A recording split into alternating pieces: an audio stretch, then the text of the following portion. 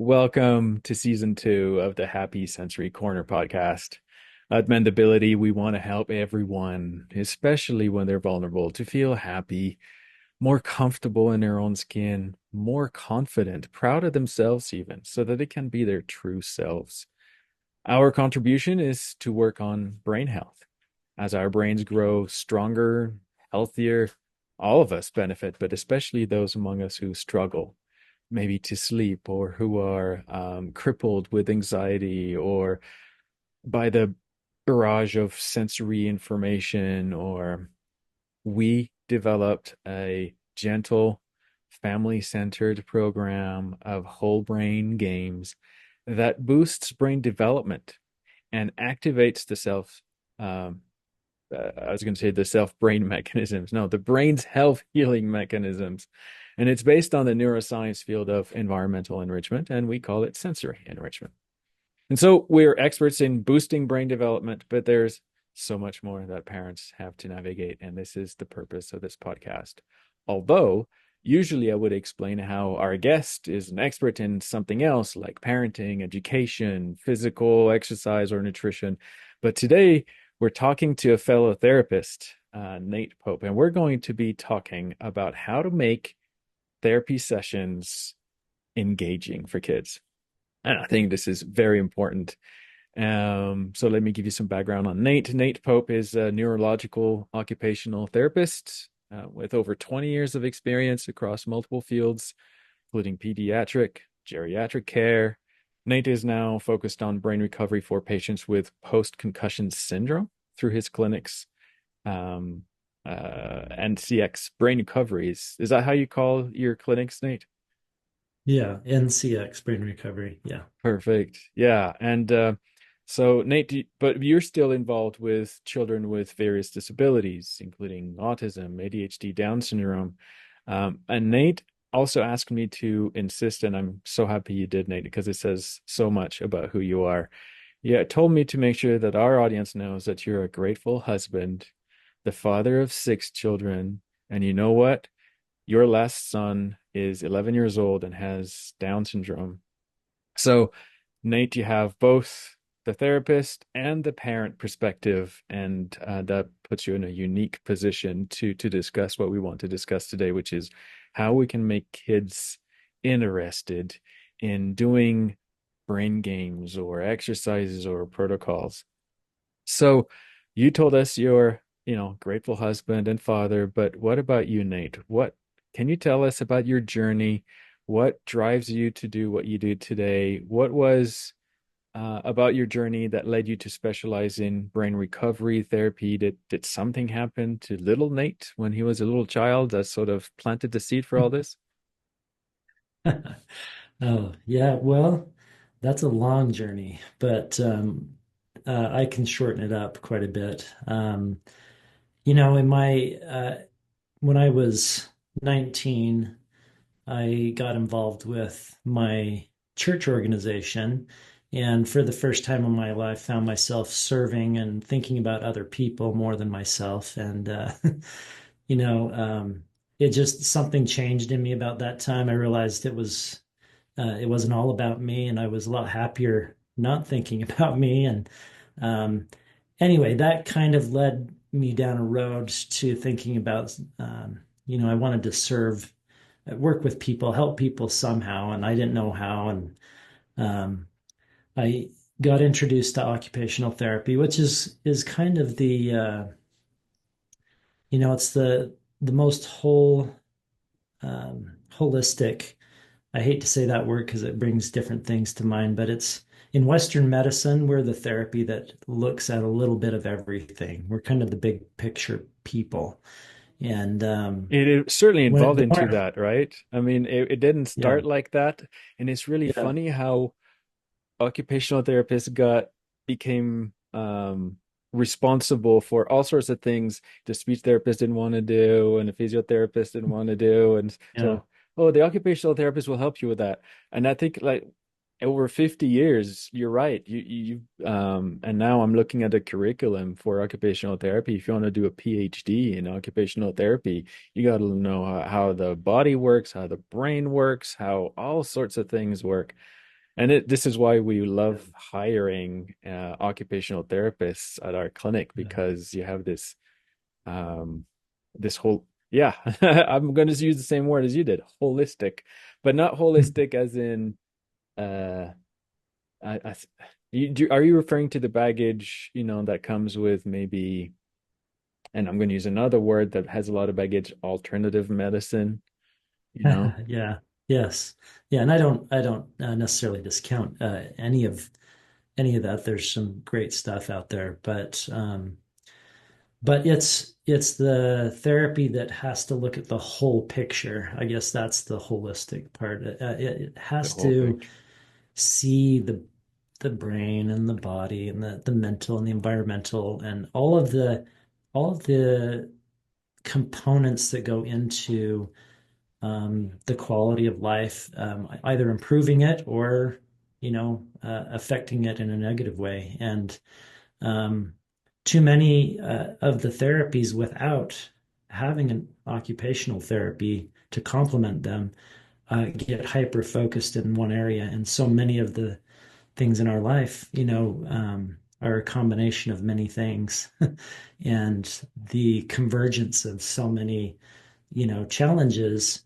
And so you kind of need at least one of the therapies to be looking at the whole thing and the interaction between, things. And so then, so for me, that kind of led me to occupational therapy because I just love the whole creative problem solving element and being able to look at everything.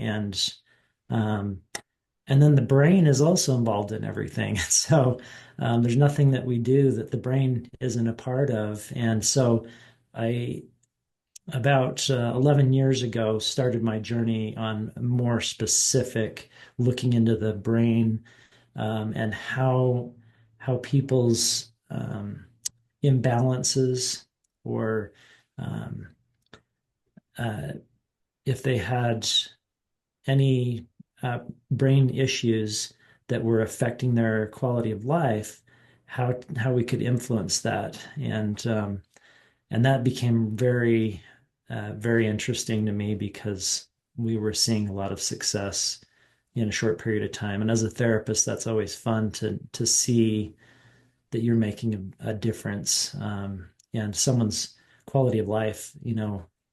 When you can impact that, it's just awesome. So I really enjoyed that and realized that was something that I was pretty good at, and so that's what led me down that path. And haven't stopped since. So I'm still involved quite heavily in pediatrics, um, but I now also have our brain clinic, which focuses, as you mentioned, on post-concussion syndrome. Really, it's any minor to moderate traumatic brain injury or concussion, head injury of any sort, where your symptoms just don't get better post 1 month, and you find yourself still having a myriad of symptoms. And sometimes it's just a few, sometimes it's a lot. And um, we've figured out that the brain doesn't heal the same way that the rest of the body does. So 1 hour a week approaches just don't work. And so we have a very intense program, many hours in a row, many days in a row. Usually for a couple weeks. Most people are choosing to do a 2 week program. And then we have a 9 week or an 8 week aftercare program. So, um, and I know you have yeah, a sort of a, I'm going to call it whole brain approach. Is that a good way yeah, of yeah, describing it? So yeah, how would you say this differs? And I'm diving straight into sort of the core of our topic here, sure, comparing whole brain approaches to task-based approaches. And I think you know what I'm referring to. sure. Um, so many of our parents, the parents in our audience are used to task-based therapies, to go to the speech therapy because they have some kind of speech delay or impediment, or they go to Yeah, the physiotherapist when they have posture issues or movement issues, or they go to an ABA professional for, behavior related things. So there's very sort of niche, I got this problem, I'm going to fix that problem with task-based therapies. Sit down at a desk or do stuff Yeah. over and over. So tell me Yeah. how whole brain approach differs from task based approaches. And I know there's overlap, right? I mean, even in our program with sensory enrichment, it takes about 5 to 10 minutes a day. And you think, oh my goodness, how is that possible that something so short can have an impact? But they are things that look like tasks. And we're going to talk about how we can package the tasks. So there's still some tasks that need to be performed in a whole brain approach, but let's try and see and explain the difference. Sure. Sure. Um, well, in a task-based approach or in a traditional therapy approach, if I'm Mm-hmm. going to get speech therapy, I'll find myself sitting probably in a chair talking and engaging in conversation and going back and forth, but I may not be doing anything to challenge my balance or my body movement, my motor planning, or my visual motor. I'm not tracking visual things. I'm not being challenged in most of the other areas of my brain, just that verbal auditory part. And if I go to a vision, therapist, we're going to work probably sitting in a chair, maybe standing, but we're going to be mostly focused on visual motor tests. And we're going to mostly ignore any verbal auditory, challenges. We're not going to be balancing or moving our body, at those times. And if I'm working on balance and I go to a physical therapist, kind of the same thing. I'm not going to be using the other parts of my brain, like, verbal auditory stuff. So you kind of go to your specialized therapy because it's an area that maybe struggle the most in, and you maybe improve a lot in an isolated way and in that context and in that environment. But what you're missing out on is the integration of multiple processing areas of the brain. A multi-sensory integration approach is what we do, which is kind of your whole brain approach. It's kind of the same thing, but you need most of the important things and meaningful things we do in life. We're not just sitting there doing that one thing. It's usually, if I'm walking in the park or if I'm playing a sport or if I'm, you know, um, doing any number of things where I'm engaged, uh, it's more than just one area of the brain that I'm using. And so our therapy should resemble the real life that the real world we live in, and it should integrate those areas. So everything we do and learn, and in all of our rehab and therapy, I think it's more effective, I should say, if we include and facilitate the integration of many areas at the same time, because then our brain, it has many neural pathways, many avenues to access what we've learned and how we use what we've learned. And so the ability to apply what we learn, the ability to learn it in the first place, all of those things are enhanced by the more we simultaneously make our brain work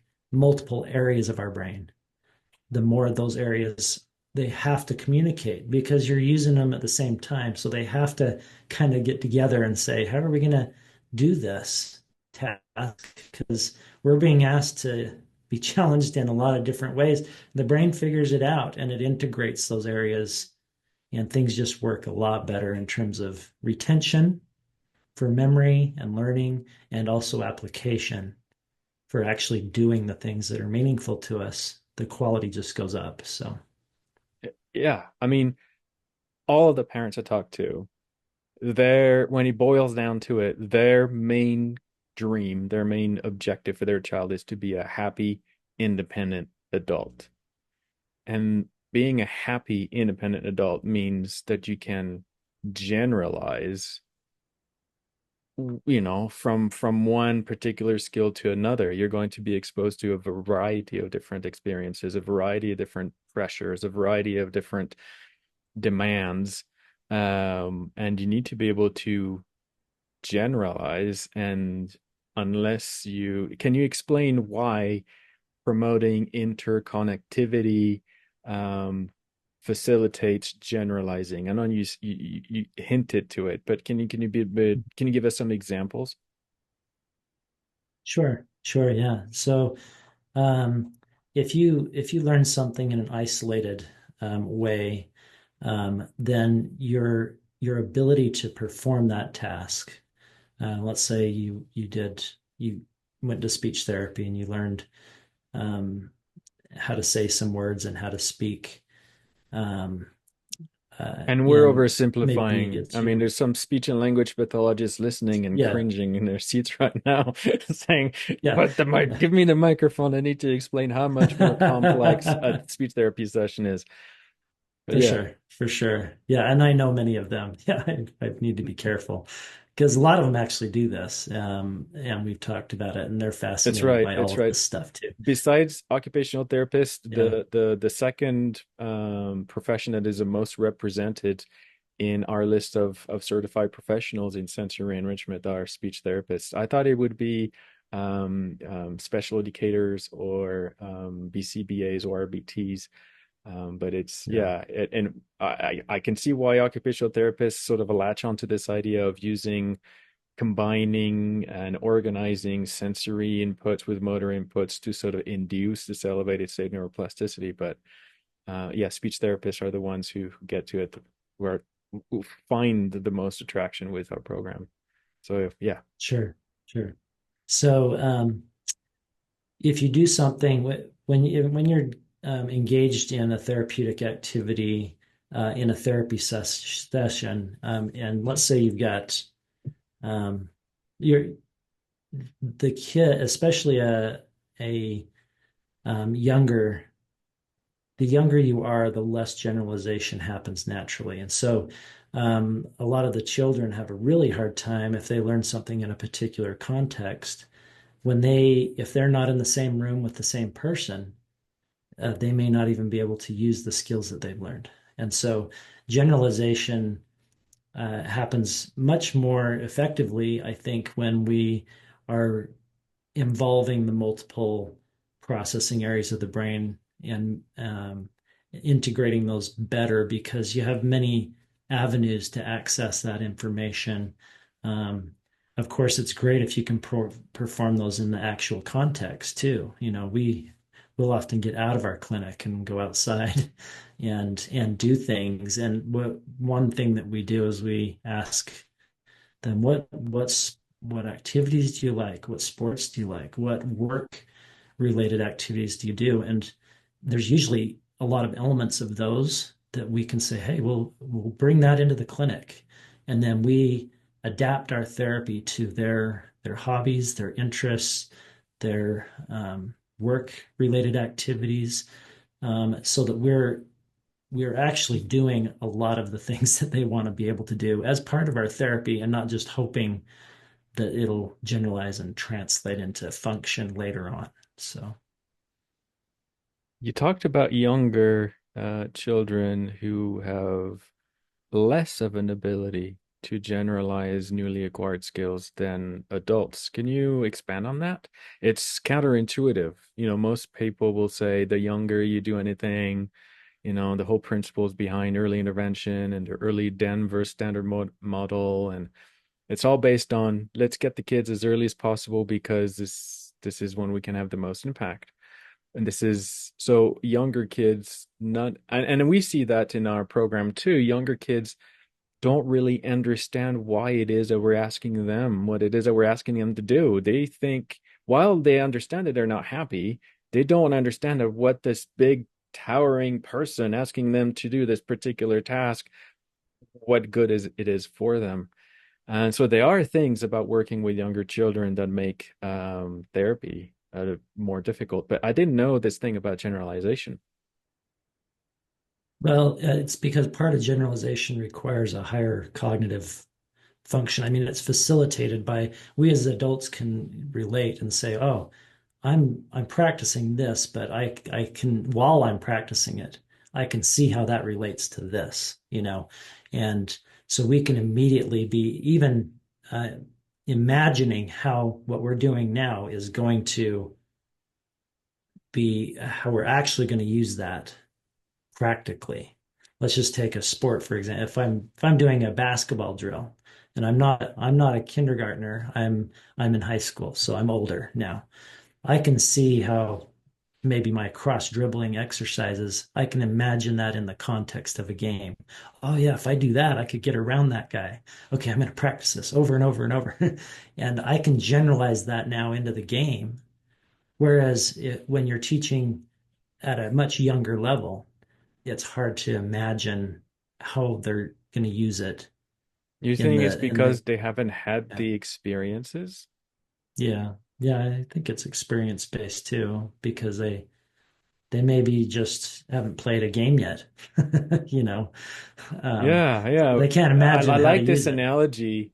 Asking kids to perform this drill when they haven't had a game yet is excruciating, boring, Yeah. it's like, and so the engagement level is just so low. And yeah, we definitely see that in our older clients, who are the ones who are more or less affected by their symptoms, more cognitively advanced, and we can explain to them, this is why we're doing this. This is what it's going to feel to be doing this. So Yeah. whole brain approach versus task based. Essentially, you've said it's because we want to be able to generalize. We want to become happy independent adults. And so looking at the whole situation and all of the functions, the brain functions that are involved in a particular situation, and getting all of those interconnected is a lot more effective in leading to this ability to generalize than focusing on the one thing that they're doing wrong and treating it in isolation from other things. I can see how treating things in isolation is very useful for it, to keep your sports analogy. If you've played a game and you know that your weakness is the 3-point shot, for you to play, Yes. then that's what you're going to do. You're going to do a whole bunch of 3-point shots almost in isolation. There's nobody there to sort of jump and take the ball from you. You're just going to shoot and shoot and shoot. And that could be, a task-based approach to thing, but it's only effective if you understand why, maybe, or if your brain kind of makes its own connection of, okay, once this is done. No, no, it still doesn't work. I'm not a basketball coach. Are you a basketball coach? Do you No, no, volunteer? I You do got six play kids. You though. must be coaching something. I have coached little kids, but not anything beyond that. I play though, and take let's take Steph Curry for example. He's a big time basketball player, right? So Okay. his drills are if he just shoots casually, takes his sweet time and shoots, and that's his practice. That's a bad isolated practice for him. But he's smarter than that, and everyone around him is smarter than that. So they're like, no, you got to shoot the same way that you would in the game. And so you got to catch and release, you got to catch and shoot, and you got to be ready to shoot. And oh, by the way, part of your practice, we're going to throw a player in there to put a hand, try to get you a hand in your face almost. So Hmm. you're trying to simulate things as close to the real thing So as there you go. possible. Task-based approach falls apart again, even if you're an adult, even if you can picture yourself, even if you can visualize. Okay, so all right, we've established a whole brain approach is a superior approach. Yes. Um, how do you, so tell me, how can you make that? Have you seen, were you part of a more traditional task-based approach in the past? So could you compare Sure. your experience working with kids in both approaches? It feels to me like if you are doing multiple things at the same time, two things are going to happen. A bad thing is you're going to overwhelm the kid with all sorts of things that they have to manage, and and maybe increasing cognitive load. And so how do you approach that? But the other thing is you're getting the kid to overcome that weakness or that challenge in that pressured or um, holistic context. And please re-say everything I said, but properly. Yeah, so I guess you could take a typical challenging task for a kid in a school setting, writing. There's so much that goes into writing. And maybe if you focused on the grasp, maybe you're going to work with some therapy to strengthen the fingers, and you're going to work on picking up pennies off of a flat surface because that really makes you use your pincer grasp and your tripod grasp, and you're doing that, and you're doing string beating because that makes your fingers, kind of um, extend and flex, and you're going to get some coordination with that, some dexterity. And then if you just did those things and then you sit down and you're hoping that now they're going to write better than they did before, you're probably going to be disappointed.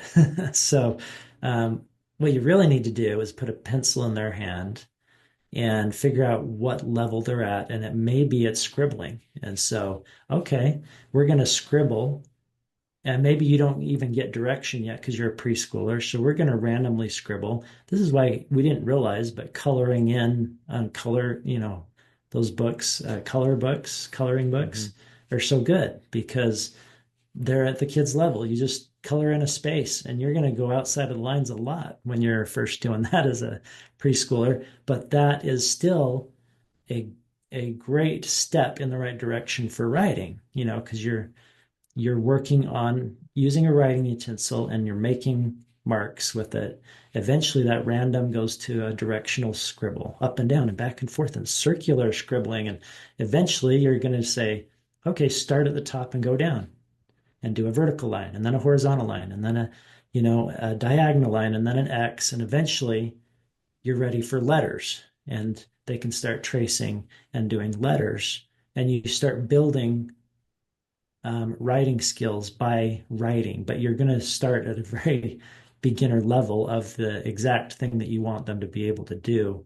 That's much more practical than hoping that using their fingers, playing with Play-Doh or Theraputty or picking up small objects or string beating is going to translate into better writing, if that makes sense. Yeah, and how does that what does the kids' engagement look like in both situations? So, what with children, especially, they don't get exercise.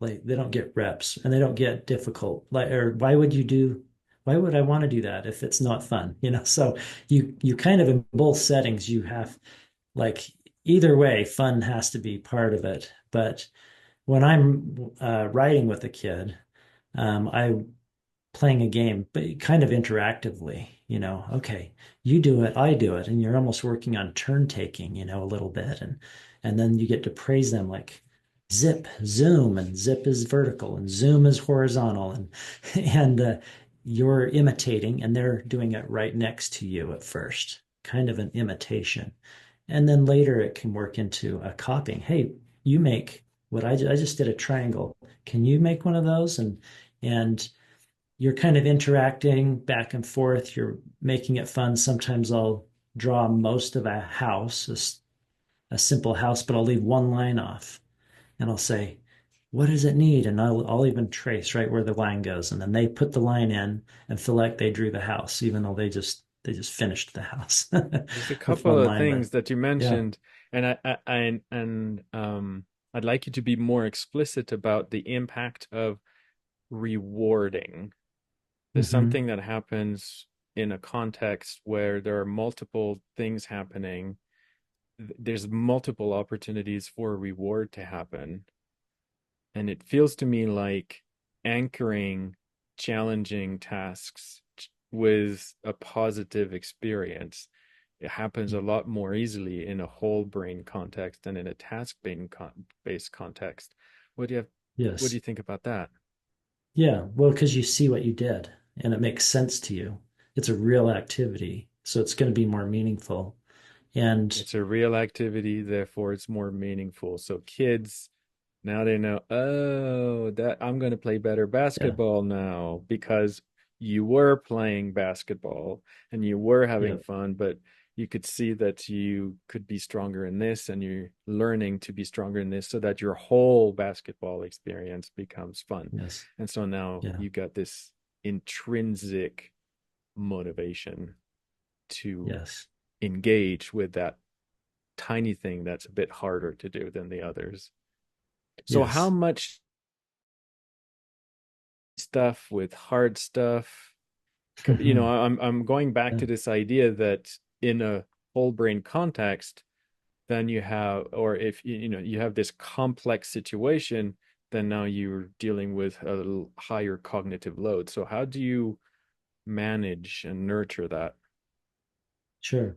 Well, from kids to adults, all of us learn better when we're smiling and when we're happy. And so what we try to do, because you're going to mix some hard things in there, and there's going to be maybe a tendency to not be happy during that challenge.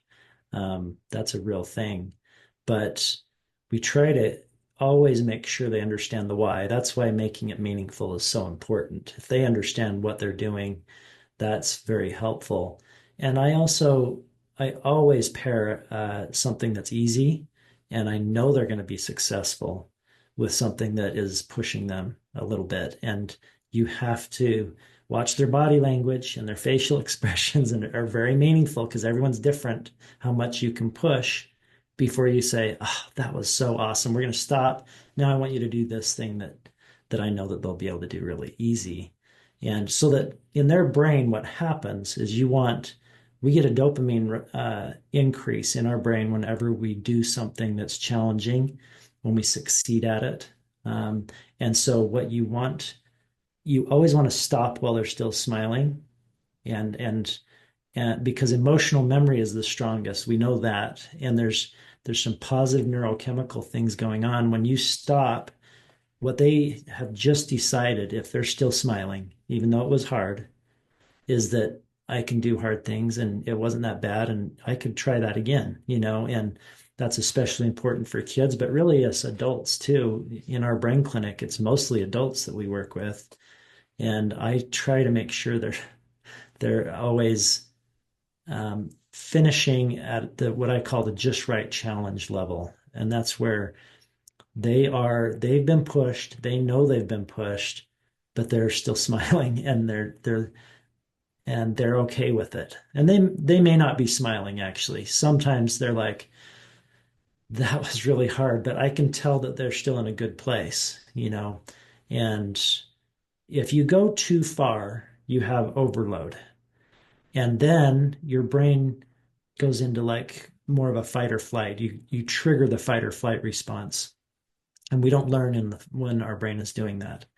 Our brain is meant to have that function. We need to go into fight or flight for certain things, of course, but when we're learning, we don't want to be there. And so Yeah, you and got to stop. learning is not a priority unless it's to learn the shape of that thing that almost ate you when you're in fight or flight mode. And Yes. so you're Yeah. learning, but sort of in a bad way. And you're Mhm. making your amygdala more, and you're talking about post-concussive syndrome. I don't know if you work with post-traumatic stress disorder, but the whole idea Mhm. is to sort of retrain that limbic system and not being so responsive to certain things that Yep. are actually not part of, I don't want to minimize the trauma that caused the hyper responsiveness because Yeah. it's a big deal. And, we, at the time of recording this episode, it's probably going to be March, April by the time we release, but it's November now. And we just had in Canada Remembrance Day and there's Veterans Day. And so this is sort of on my mind, Mhm. there are some people who are putting their lives on the line and coming back completely changed. And Yep. so we don't want to minimize, oh, why did me tapping on the desk upset you so, right? You don't Mhm. understand. Their brain is retrained to survive in a way that we'll never understand. Um, Yes. so Yep. anyway, And we've worked with some that have both post-concussion syndrome yeah. and post-traumatic stress disorder because of what they've been through. We've worked with veterans that way. So And speaking it of helps trauma, we both. spoke. Yeah, yeah. Well, yes, it does. The brain is plastic, all of it. Yep. The we're talking about I was talking about trauma and war and post-traumatic stress disorder. if you we've talked to parenting experts and people who work with children with developmental delays, and they talk about the traumatic experience of therapy. So we're here, you and I are not talking only about optimizing the learning experience so that the skills become generalizable. We're talking Mhm. about also avoiding making a therapy session a traumatic experience, and the grind of constantly being told that you're very bad at something is just not a very, it's not a useful thing if you're trying to turn that person into a happy independent adult, which is the objective. Do you have some thoughts about Yeah. that? Have you seen Well, examples of children that you had to so almost where they had to unlearn some things before you could teach them yes. some things? Yes. Well, most parents and therapists or teachers, those who are trying to help kids, they don't say you're so bad at that, um, ever, but they don't realize they sometimes are unintentionally, just because the hyper focus on we need to do this again, and the kid figures it out pretty quick. You're making me do this over and over and over, and because I'm no good at it, and so um, we need to understand the messages we don't mean to speak pretty loudly to them sometimes, and so but again, if you step it back, there's what we do in occupational therapy is called activity analysis. So we take an activity, and then most activities can really be broken down into a lot smaller pieces. Mm-hmm. And there's so much more, um, it's so much easier when you break it down into small pieces, to take one at a time and not to be overwhelmed by everything. And then it gives you an opportunity also as the adult to praise them throughout that activity instead of waiting till the very end of it. And there might be 5 steps to an activity that you've actually, well, okay, if we're going to do this, we're going to create a little art project. Well, there's 10 steps to them completing this. And so you say, well, first we're going to color it, and then we're going to cut it out, and then we're going to, you just break it down to all the pieces. And every time they do one little piece, oh, I like how you did, and then be specific instead of saying, good job, good job, good job, good job. It's really helpful to be specific and praise, and that kind of gives them many successes throughout just one task. So And what do you praise for? Achievement, effort? Um, I guess those are the two, aren't they?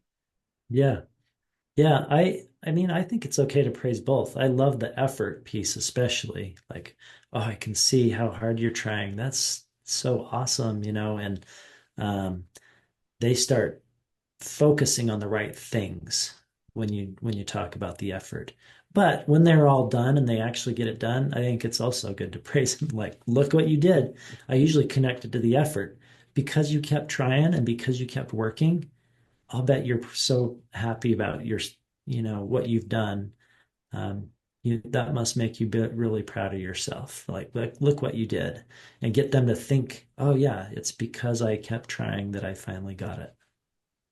I was talking to, again, another a parenting expert who warned against the possibility that if you praise on achievement, you end up with children thinking that unless there is achievement, there is no praise. Right. And that really shook me up. I have been really lucky to have, you know, kids who have found their groove and found their not calling, but their passion. What Mhm. really gets them into that state of flow where 2, 3 hours have passed and they've done something really hard, but it just felt like 5 minutes. And succeeded and done really well. And so it's easy to just sort of praise the achievement because there's been so much of it. And even in that place, you end up with unhealthy habits later on in life where you're still always seeking that achievement because this is how you got the praise from your parents earlier on. And Yes. that was a bit of a scary conversation. But Yeah. imagine, Yep. if you can create that kind of damage in a healthy brain when you have a vulnerable brain, a Yeah. kid with or without autism, with or without any of the isms, they're craving for the same thing. They want to be loved unconditionally. And so trying to be careful about, without knowing it, putting some conditions on those. Because some of the kids who don't talk back, have speech delay, then parents stop talking to them because the parents themselves are not getting that reward. They're not getting that feedback. So the only times the parents end up speaking to the kids is when they're requiring something from the kid. And so they learn that language or verbal communication is a transactional exchange, not an emotional connection.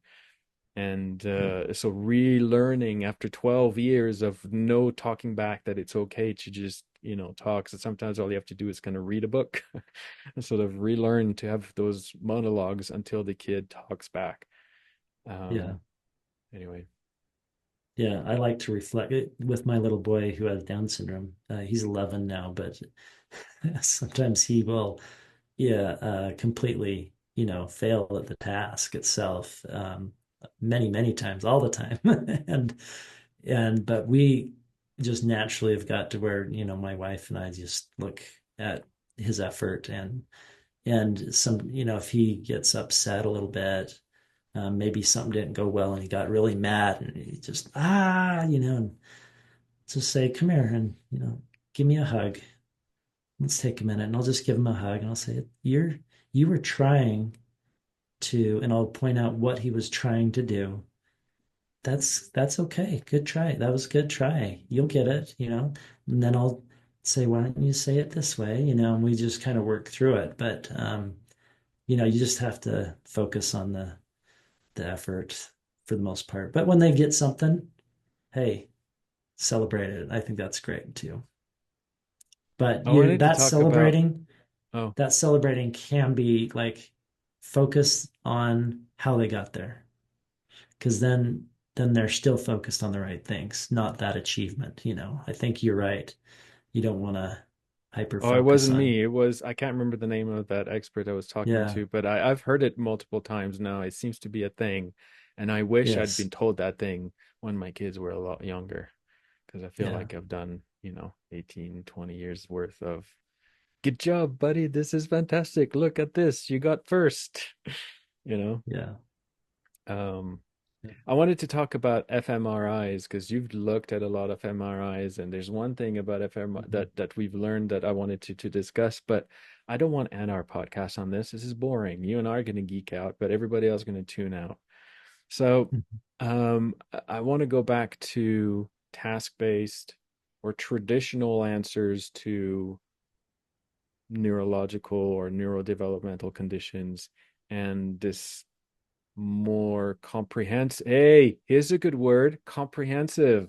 Huh? That's a good word. mhm. I A like more it. I like it. comprehensive approach. Mhm, We talked about how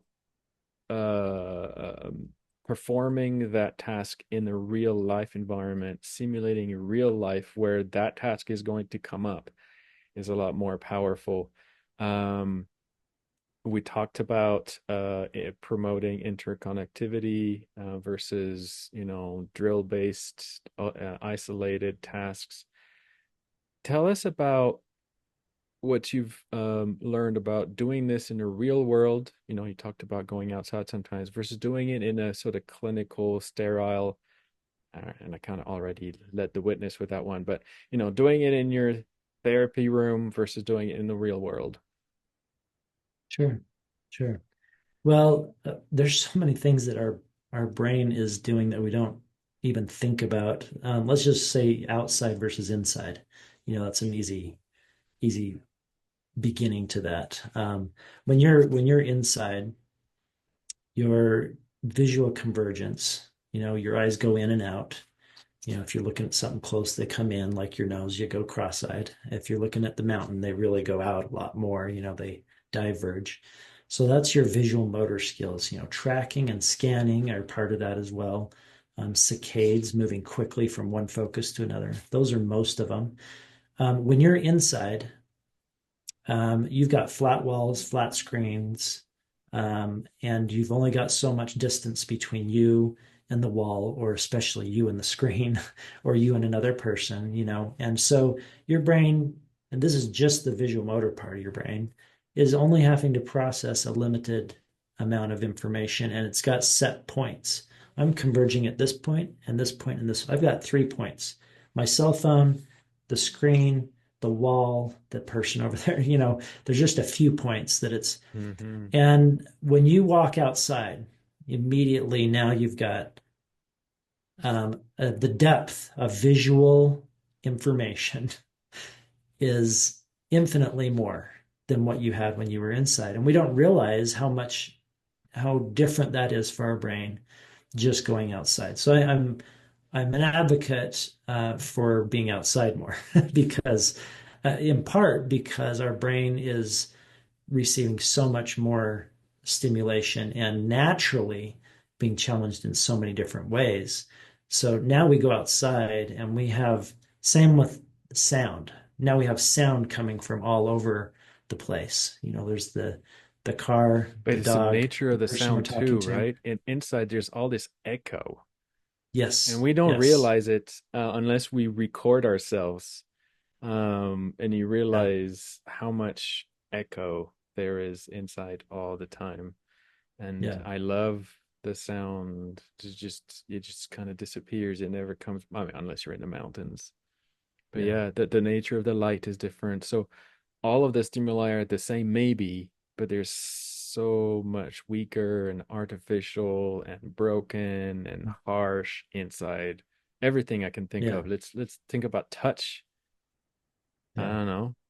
That's a yeah, there's wind, there's grass, there's yep. all those funky, feathery and fluffy, but also rough textures. But there's never anything as sharp outside, except maybe some sharp rocks, but in very sort of isolated places. But inside, there's so many things that are just not pleasant to touch, Mhm. And so, yeah, again, everything about inside and outside is just, and last week I did a podcast with a guy who works with biophotomodulation. This idea that infrared light triggers something in the skin, and I'm paraphrasing, but it basically sends a self repair signal to the whole body. It sort of activates something, and if it's strong enough, it'll activate self repair in the brain. But like infrared light to one part of the body will accelerate wound healing in another part of the body, inside and Mhm. out. Lots of studies like Mhm. that. So again, outside versus inside. Hey.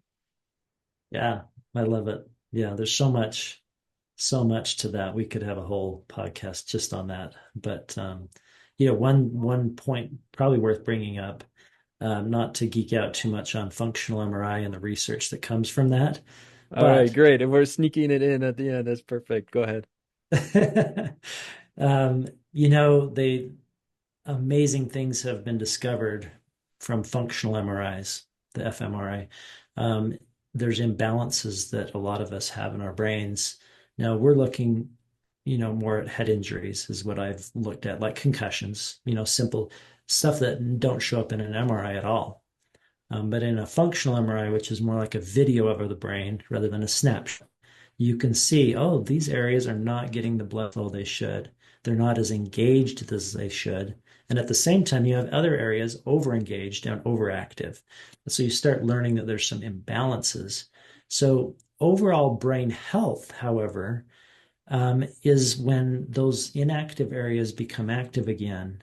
And the areas that are having to overwork to compensate can calm down. Now, when you go outside and you're doing more of a whole brain experience because your brain is just naturally having to process all that information, it starts reconnecting things and activating things. And then it can also deactivate the areas that are overworking. Kind of an overheating engine issue is what happens to us sometimes because if you got certain parts not doing what they should do, like in a car, it puts strain on the system. And eventually your engine's going to kind of overheat and you're going to have symptoms associated with that. A lot of the problems we have are connected to some of those imbalances. And you can see it in functional MRIs a lot of the time. And that's where a lot of the research is figured out because they've looked at brains before and after therapy. Hmm. And this is the intense approaches that we do in our clinic. And you can see a stark difference. Oh, all of these inactive areas, guess what? They're in the normal range of what someone who hasn't had a head injury, they had to they had to know what normal really looks like. So they could say that. Like now it looks like in the normal range. You can see those differences very easily. So it's exciting research, but it basically the practical application for all of us is that we need more experiences that make our brain integrate all of the areas of our brain and working Yeah, together. that's a perfect way Yeah. of summarizing the last 45 minutes or so that we spent together. Um, Thank you so much for being our guest today, Nate. How do people get hold of you and NCX? Did I get that right? NCX clinics? Yeah, NCX Brain Recovery. NCX Brain Recovery. um, yeah, the easiest way is to just go to ncxbrainrecovery.com and just go to our website. Yeah, Yeah, we and we'll do put this in the free show notes and I'll consultations. send an email to Yeah. everybody about this. Um, I was going to say one thing. Yes, is there like a free consultation they can have or a discount they can have because they listen to this episode? I wish that it was just a discount for the people listening for your sake, but we do free consults for everybody. So it's just our standard of what we do, and they can be virtual or in person. But people are suffering that have Yeah. brain injury or they've had concussions or head injuries, and we work with a lot of other things too. Any brain related condition we can and have worked with. But the best starting point is to just talk to someone who's an expert because there's too many individual, circumstances. We need to understand what happened and what's going on, what symptoms you're left with. That happens better in either a face to face or at least a virtual conversation where you Like a can dig video, hey? deep enough to know Yeah. what's going on. Yeah. And then we can give recommendations either outside of us if it's not something we feel like we can help with. I just love, referring out if that's going to help them. And then if it's something we're comfortable, we really only recommend them come to us if we're highly confident we can change things for them. So that's the best place to start, though. Free consultation, and we can just Awesome. chat about what's going on. Perfect. Yeah. I know that anybody who would want to work with you would be really happy they did, and they can thank us later. All right, Yeah. Thanks, everybody, Jim. have a blessed week.